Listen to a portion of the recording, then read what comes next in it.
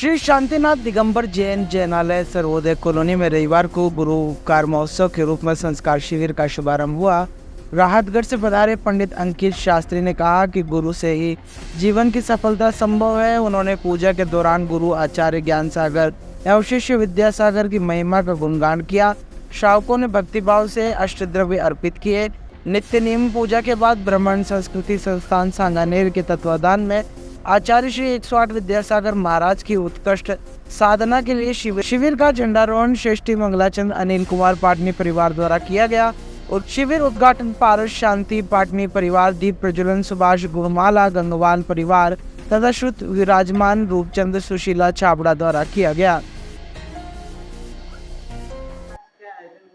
देखिए, हमारा ये परम सौभाग्य है कि संत शिरोमणि आचार्य श्री अजमेर विद्यासागर जी महाराज की दीक्षा स्थली अजमेर को होना गौरव प्राप्त हुआ है और हम लोग बहुत सौभाग्यशाली हैं। लेकिन दुर्भाग्य से हमारे पाप कर्म के उदय से आचार्य श्री का देवलोक गमन हो चुका है।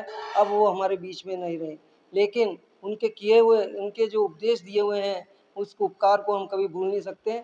इनके उपदेश को उतार कर हम अपने जीवन में पूर्ण सफलता प्राप्त कर सकते हैं। उन्होंने जीने की कला सिखाई, किस तरह से हम जी सकते हैं और अपना कल्याण कर सकते हैं, ये बताया। अब उस मार्ग पे हम चलते हुए सीधे चल सकते हैं। इसके लिए हमने शिविर का आयोजन किया है। ये 7 दिवसीय शिविर यहाँ सर्वोदय कॉलोनी जैन मंदिर कमेटी ने किया है। ये उनको बहुत बहुत धन्यवाद।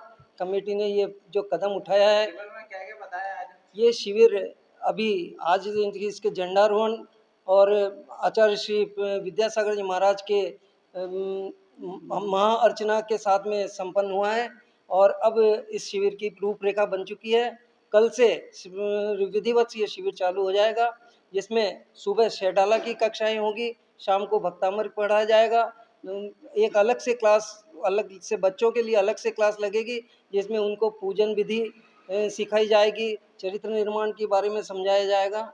ये सब बच्चों के लिए है। आज हमने झंडारोहण गुरु पूजा की और झंडारोहण किया।